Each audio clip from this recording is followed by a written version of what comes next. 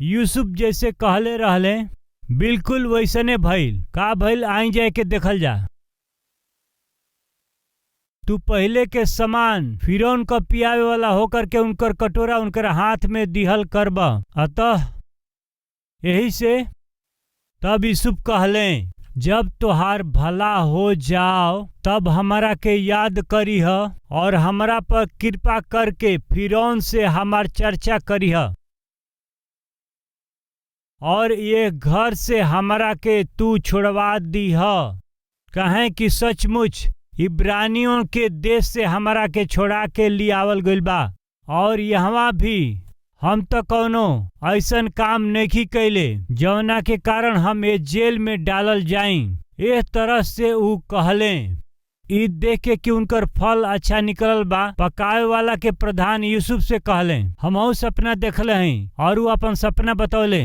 पिलावे वाला के प्रधान के तब पिलावे वाला के पद पर फिर से नियुक्त कैले और ऊ फिरौन के हाथ में कटोरा देबे लगलन। पर पकावे वालन के प्रधान के ऊ तो टंगवा दिहले जैसे कि यूसुफ उन्हन लोग के सपना के अर्थ बतौले रहलन। एगो मारल गईले तो दूसरा के पद फिर से मिल गईल। हम जीवन संदेश बताओ तनी ओमा वचन 23 बहुत ही खास बाटे। देखई कहेला कि फिर भी पिलाए वाला के प्रधान तो यूसुफ के स्मरण ना रखले बाकी उनकरा के ऊ भूल गईले। यूसुफ के साथ में जेल में जवन कैदी रहलन ऊ बाहर जइला के बाद में यूसुफ जैसे उनकरा से कहला खाती कहले रहले राजा के पास में जवन पिलावे वाला के पदवी पर फिर से नियुक्त भइल रहले ऊ भूल गईले। केकरा के भूल गईले? यूसुफ के भुला गईले। जब ऊ सपना देखले रहले और सपना के कारण बहुत ही टेंशन में ऊ आ गए रहले। एकर अर्थ का बाटे, एकर फल का बाटे, भविष्य में का होखे वाला बा, ऐसन टेंशन में रहले। जब उनकरा के कुछ समझ में ना आवत रहे ऊ तो बहुत डर गए रहले और ऐसन समय में ऊ उनसे पूछताछ करके उनकरा के हिम्मत दिहले, हौसला बढ़ौले, जेल में यह तरह से उनके सहायता कैले। ब्रदर एक मिनट, हमके नेखे लागत कि बाइबल में लिखल बा। यस आई जे देखी जा वचन 6 पढ़ल जा। वचन 6 सवेरे जब यूसुफ जब अंदर गईले तब ऊ वहां दृष्टि कैले तो का देखले कि वो उदास बाणे। एकर अर्थ का बा? ऊ देखले कि वो उदास बाणे। एकर मतलब का बाटे? चिंता के कारण ऊ बहुत उदास रहले। ऊ तो डेरा गए रहले। उदास मतलब टेंशन में रहले, बहुत ही परेशान हो गए रहले। उनकर मुंह देखते ही वो उनके पहचान गईले। डर के मारे ऊ तो बहुते घबराइल रहले। यही से यूसुफ उन्हों लोग के देख के पूछले हुए कि काहे मुंह उतरल बाटे। एकर मतलब कि वहां यूसुफ के सिवा उन्हों लोग के हिम्मत देवे वाला केहू ना रहे। यही से ऊ लोग जवन सपना देखले रहलन ऊ सगरी यूसुफ के सपना बतौले। देखल जाई ऊ लोग कहले कि हमहन दोनों जना सपना देखले बानी जा और ओकरा फल के बताए वाला केहू नहीं खे। ऐसे ऊ लोग कहले हमहन के सपना के अर्थ बताए वाला केहू भी नहीं खे। यही से ऊ घबराइल बानन, यही से ऊ डरल बानन, यही से ऊ दुखित बानन। हमार भाई और बहन लोग ध्यान से सुनी जा। हमनी के जीवन के यात्रा में यदि हमनी के आस पास केहू दुखी होखे या उदास होखे, यदि वो घबराइल होखे या डेराइल होखे तो उन्हन लोग के फिर वैसे ही मत छोड़ी। उन्हन लोग के ऐसे न छोड़ दें। बहुत से लोग ऐसे ने करेला। यदि वो मुश्किल में बाड़न तो उन्हन लोग के या वो समस्या में बाड़न तो उन्हन लोग के यानी उन्हन लोग के केहू ध्यान ना देला। मेहरबानी से रउआ ऐसन मत करी, ई ठीक नहीं खे। ई तो एगो स्वार्थ हवे। ऐसन व्यवहार कैल तो रउआ खातिर एकदम ठीक नहीं खे। कृपया ध्यान से सुनी जा। यूसुफ मुश्किल में रहले, उनके धोखा से जेल में डाल दिहल गईल रहे। फिर भी रउआ हमके ध्यान से सुनी। यूसुफ अपना चारों ओर के लोगन के ध्यान रखेलन, ई जरूरी बा।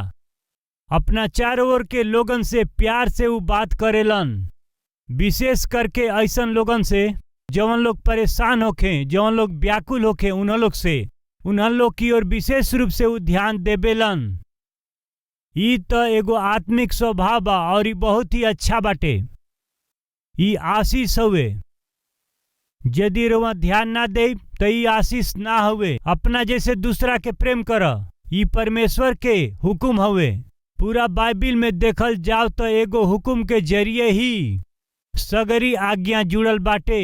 जब हमनी का परमेश्वर से पूछ ले तो परमेश्वर कहला कि अपना जैसे दूसरा लोगन के तो हम लोग प्रेम करत जा। जब तो हम लोग दूसरा से प्रेम करबा जा तो बाइबल के सगरी आज्ञा के पालन करबा जा। यही से बड़ा जरूरी बाकी दूसरा से अपना समान प्रेम रखी जा। बहुत से लोग सोचलन कि हम ठीक रही, बस यह काफी बाटे, वो खुद सुख शांति में रहो, यह काफी बाटे। ऐसा सोचलन हम आनंदित रही, यह काफी बाटे। कुछ पति ये सोचलन कि हम खुश रही, ये काफी बा। वो अच्छा कपड़ा पहने, ये बहुत काफी बाटे। उनके शराब पिए खातिर, ताश खेले खातिर पैसा रहे, काफी बाटे। या दोस्त रहे तो काफी बाटे। एगो पति, एगो पिता पत्नी के ना ध्यान देलन, बच्चन के ध्यान ना देलन, वो खाली अपना ओर ही देखेलन, पति या पत्नी के ध्यान ना देवेलन। ये गलत हवे, ये स्वार्थ हवे। ऐसे ही कुछ पत्नी हम ठीक रही तो काफी बा, वो ठीक रहे या ना रहे, पति साहब ठीक से खैले या ना खैले, उनके कुछ परवाह ना होला। पति ठीक बड़े कि नेखन ठीक बड़े एकर परवाह नहीं खे, तबीयत के बारे में परवाह नहीं खे, बच्चा ठीक बने कि ना परवाह नहीं खे, वो खाना खैले या ना खैले परवाह नहीं खे। ई कौना तरह के लोग हमें बतावा, का इंसान हमें? ई तो बहुत बुरा बात हवे। परिवार यानी जिम्मेदारी हवे, परिवार यानी कर्तव्य हवे। कुछ लोगन के जिंदगी में ही ना होखेला।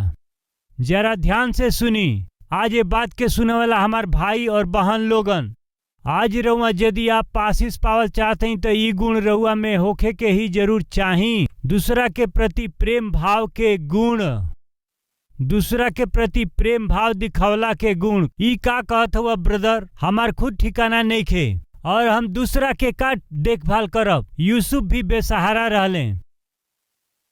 यूसुफ पर तो आरोप के छाप लग चुकल रहे। अपना मालिक के पत्नी पर बुरा नजर डलने, ही पापी हमें ऐसे दोष लगा के उनके जेल में डलने, वो बेसहारा रहले।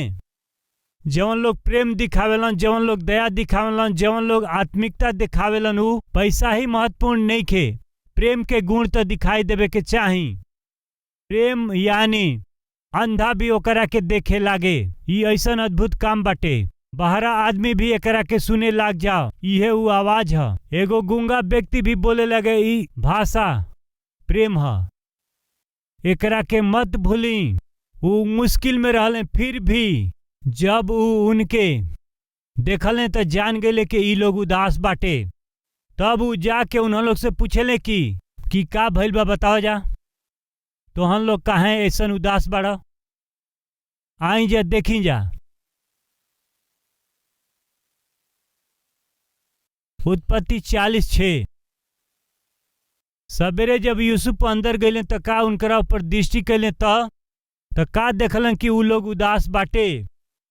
तब उन्हों लोग पर दृष्टि कैले तो का देखले कि उ लोग उदास बाटे। उन्हों लोग का मुंह उतर गए रहे। एकर मतलब का हुए, मुंह छोटा हो गए रहे, उनकर मुंह उतरल रहे। का भइल, तोहार मुंह काहे लटकल बाटे, तोहन लोग काहे ऐसन बाड़ा जा, तोहन लोग काहे ऐसन उदास बाड़ा जा। उ लोग उनसे कहले कि हमनी का दोनों जना सपना देखले बानी जा। हमनी का सपना देखली, बाकी हमनी के सपना के फल बताए वाला केहू नहीं खे। हमनी का ये समस्या के कारण जेल में बानी जा, हमनी का देखले बानी जा, और अब हमनी के डर लागत बाटे काहे कि हमनी के सपना के फल केहू बता नहीं खे पावत। ई जवन सपना हमनी के देखले बानी जा, ओकर अर्थ का होई, ओकर फल का होई, इहे हमनी के पता नहीं चल पावत। जब वो लोग उदास रहे तो यूसुफ उनके पास में गईले, उनसे पूछे लगलन और उनकरा के वो हिम्मत दिहले। राउर दोस्त हो सकेलन, राउर पड़ोसी हो सकेलन, तोहार क्लासमेट हो सकेलन, तोहरा सेवकाई में सहभागी होखे वाला लोग हो सकेलन, रिश्तेदार हो सकेलन, आत्मिक सेवक भी हो सकेलन जा। अगर ऐसन केहू घबराइल होखे, उदास होखे या बेसहारा परिस्थिति में होखे तो तू उनकरा से प्यार कर। ई तो आशीषदायक हवे। केकरा खातिर? उन्हन खातिर या तोहरा खातिर जवन हिम्मत देवेला। गौर से सुनी, दोनों खातिर आशीष बा। कैसे, एकरा बारे में हम रउआ के बताई। पहले एक समय में साधु सुंदर सिंह और उनकर मित्र मिल के उस सब लोग तिब्बत में हिमालय पर्वत के बीच में जात रहले। तब भारी बर्फबारी होत रहे और उ लोग वो समय में ओह पहाड़न के बीच में होकर के चलल जात रहलन जा। उन्हन लोग खातिर वो समय तो बहुत आगे बढ़ल मुश्किल हो चुकल रहे। ठंडा सहन कैल उन्हन लोग खातिर बहुत मुश्किल हो गई रहे। ठंडा तो इतना ज्यादा रहे कि हड्डी कांपे लागे, ऐसन बर्फबारी भइल रहे। जब उन्हन लोग के ऐसन आगे बढ़े में दिक्कत होत रहे तब तो ऐसन समय में वो लोग देखलन जा कि ठंडा के मारे रास्ता में एगो आदमी गिर गइल बाटे। वो आदमी तो रास्ता के बीच में ही पड़ल रहे। ई देख के साधु सुंदर सिंह तुरंत उनकरा पास में गइलन और उनके उठावे के कोशिश कैले। जब उनकरा के उ देखलन तो उ तो आखिरी सांस लेत रहले। इनकर प्राण तो बहुत मुश्किल में बा।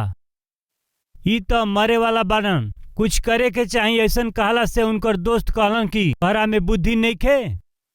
ई का कहत हव? हमने के आगे बढ़ल बहुत मुश्किल होत बाटे। ई हमारा इतना ठंडा बा कि हमनी का आपन प्राण बहुत ही जोखिम में बाटे। हमनी का अपन प्राण मुश्किल से बचा के आगे बढ़त हई जा, तू इनके बचावल चाहत हवा, इनके छोड़ द।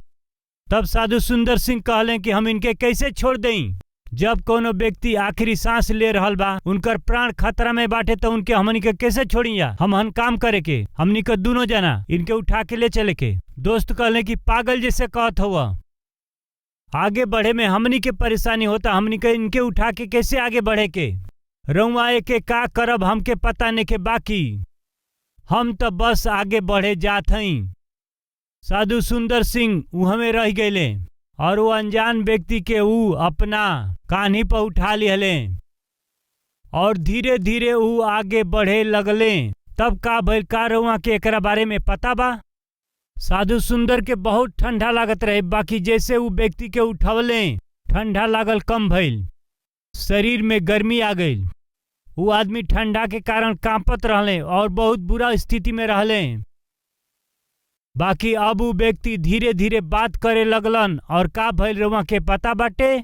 साधु सुंदर जब वो व्यक्ति के अपना कान्ही पर उठौले तो वो व्यक्ति के शरीर के और साधु सुंदर जी के शरीर के और दोनों के गर्मी मिलल। वो व्यक्ति के शरीर के गर्मी साधु सुंदर सिंह के मिलल और साधु सुंदर सिंह के गर्मी उनकरा के लागे लागल और ऐसे ही दोनों के शरीर में गर्मी लागल और वो दोनों ठीक हो गए और दोनों जना बात करे लगले।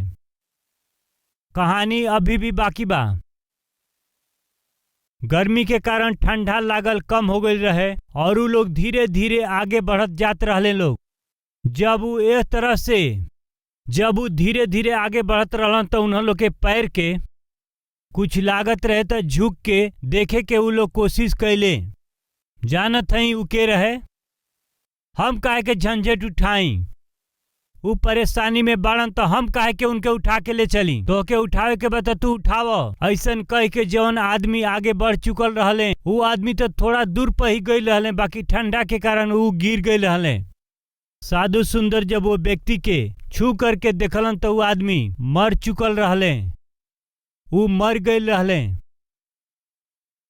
देखी जब वो आदमी मुश्किल में रहे तो वो उनकरा के कान्ही पर उठा ले, वही से वो आदमी बच गए। साधु सुंदर सिंह जी भी मरे वाला रहले, वहां तो इतना बुरा स्थिति रहे, बाकी साधु सुंदर जी के कुछ ना भइल। जब दूसरा आदमी मुश्किल में रहले उनके कान्ही पर उठा ले, यह आशीषदायक बन गई। कई बार परमेश्वर ऐसन लोगन के लिए आवलन जो परेशानी में मुश्किल में होखेलन और उहे या हमनी के उनकरा पास भेजेलन। ऐसन लोग हमनी के सामने ही रहेलन। जानत है काहे? ताकि उनकरा जरिए आशीष दें। बाकी जब रउआ उनकरा प्रति प्रेम के दिखावेली और उनकरा प्रति आत्मिकता दिखाइला तो परमेश्वर रउआ के आशीष दे देलन। रउआ एकरा के कबो ना भूली। वही दिन जब वो उदास रहले, जब वो लोग घबराइल रहले, तब उनसे पूछताछ कैले, का भइल बा हो? तो हम लोग ऐसे निराश काहे बाड़ जा? चाहे ई लोग कैसे रहो हमसे का बा। यदि ऐसे व्यवहार करतन तो यूसुफ यदि अपना ही काम में व्यस्त रहतन, जैसे भी होके ऊ तो जेल में ही अबे रहलन। यदि ऊ अपना ही काम से अर्थ रखतन तो सपना के अर्थ ना बता पैतन। ऊ तो अब ही ले जेल में रहतन। जब लोग दुख में रहल करो तब यूसुफ उन्हें लोग के दिलासा देते रहले, हमार भाई और बहन लोग मेहरबानी से रउआ सब करा खातिर मसीह के प्रेम के दिखाई। रउरी पास पैसा नइखे तब वो अपना बात से उन्हें लोग के हिम्मत दें। अपना बात के जरिए उन्हें लोग के दुख के रउआ दूर करी, उन्हें लोग के हिम्मत दें। मुश्किल समय में अपना बात के जरिए उन्हें लोग के हौसला दें, उनकर सहारा बन जाएं। ये सब करे खातिर के पैसा के जरूरत नहीं खे। ओई दिन यूसुफ यह काम कैले। वो खुदे बेसहारा स्थिति में रहले, बाकी उन्हें लोग के प्रति अपना प्रेम के ऊ देखौले। हमन का एगो सपना देखले बनी जा, ओकरा कारण घबरात हई जा। हमनी के केहू ओकर फल नइखे बतावत। सपना जरा हमके बताव। तो ऊ लोग अपन सपना बतौले। ओकरा में से एगो सपना के अर्थ यूसुफ बतौले कि तू जौन नौकरी खो देले बड़ा तोहरा के वापस मिल जाई। और दूसरा स्वप्न कि तोहरी गलती के कारण तोहके दंड मिली और तू मार दिहल जइबा। और वैसे ही वो व्यक्ति मारल गईले। बाकी दूसरा व्यक्ति के राजा के पास में पहुंचावल गईल। ओके पियावे वाला के नौकरी फिर मिल गई। ऊ जौन नौकरी के खोवा देले रहले उनके मिल गई। और जब वो व्यक्ति जेल से निकलत रहले तब यूसुफ वो आदमी से कहले कि जौन हम कहले रहली वह भइल ना। हाँ बिल्कुल जैसे कहला वैसे भइल। तोहार खोवाइल नौकरी तोहके वापस मिल गई। एगो छोटा सा निवेदन बा, का हुए बताव तो। तू तो राजा के पास जात हव, तू उनकरा पास में ही रहब, पियावे वाला के रूप में राजा के कटोरा देब। हमार एगो हेल्प कर। हाँ का बटे, उनकरा के हमरा बारे में बताव। हम ए देश के आदमी ना हई, हम तो एगो इब्रानी हई। हमरा के धोखा से बेचल गईल बा और देश में लियावल गईल बा। दूसरा, हम कोनो गलती नहीं कैले, बाकी फिर भी अन्याय से जेल में डाल दियल गईल बा। राजा के हमारा बारे में बता के हमरा के यहाँ से छोड़ा ले बका। ई तो यूसुफ के रिक्वेस्ट रहे। देखी ई कुछ गलत ना रहे। निश्चित हम राजा के तोहरा बारे में जरूर बताइब। ई ऊ कहले ओ समय, हम तोहार मदद ई तो जरूर करब। ऐसे ही ऊ कहले। पहला दिन देखले हुई हैं, दूसरा दिन देखले हुई हैं, शायद हफ्ता भर राह देखले कि अच्छा खबर आई। हम उनकरा से कहले रहली, बाकी कुछ नहीं आइल। वहां से ई चिट्ठी आई कि इनकरा के छोड़ द। ई पत्र आई। ऊ तो चाहत रहले आज रउआ के इहे चाही। का चाही? पत्र। ऊ पत्र का ह? राउर अपॉइंटमेंट लेटर या प्रमोशन के लेटर या प्रोग्रेस रिपोर्ट। रउआ के ई पत्र आवे के चाही। कौन सा पत्र? Confirmation letter. सब कुछ नॉर्मल बाटे, कोनो बीमारी नहीं खे। गर्भ ठहर गईल बाटे। रउआ एगो चीज के अपेक्षा करत हई, वो पत्र के। अपना रिपोर्ट के रउआ प्रतीक्षा करत हई, एगो जवाब के। सप्ताह बीत गईल, इंतजार ही करत बाणे। 2 हफ्ता बीत गईल बा, 3 हफ्ता बीत गईल बा, महीना बीत गईल, नो आंसर। 2 बरिस, कौन उत्तर नहीं। काहे?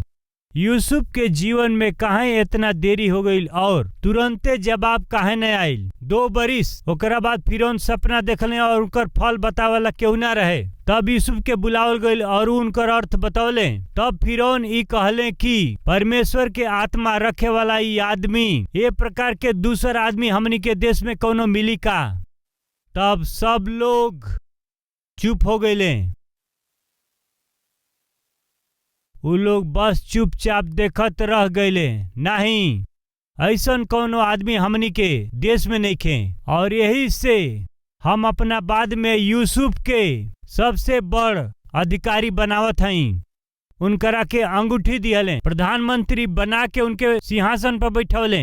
अपना घर के सब चीज पर उनके अधिकार दिले। परमेश्वर द्वारा नियुक्त समय तक यूसुफ अपना विश्वास के बनौले रहले और तब का भइल, परमेश्वर बहुत अद्भुत काम कैले, यूसुफ के सिंहासन पर बैठौले। हम रउआ से पूछल चाहत हई, बुजुर्ग कहला कि सब्र के फल मीठा होखेला, बाकी रउरी आत्मिक जीवन में देरी भइल ई रउरी खातिर आशीष बा। ये बात के रउआ मत भूली। प्रभु यीशु के नाम से विनती करत हई।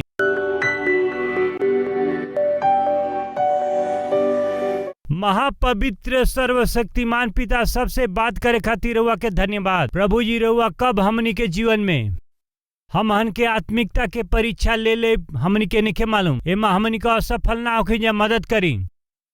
13 साल तक परेशानी, कष्ट, दुख, मुसीबत झेल के यूसुफ अपना आत्मिक जीवन से ना हटले। वो ना चुकले अपनी आत्मिकता के खातिर और खराई खातिर और पवित्रता के विषय में और अपना गवाही के विषय में बहुत ही सावधानी से अपना आप के संभाल करके आत्मिक जीवन के आगे बढ़ावत विश्वास से और सहनशीलता से रौरी नियत समय के आशीष पावे खातिर आत्मिकता से इंतजार करत।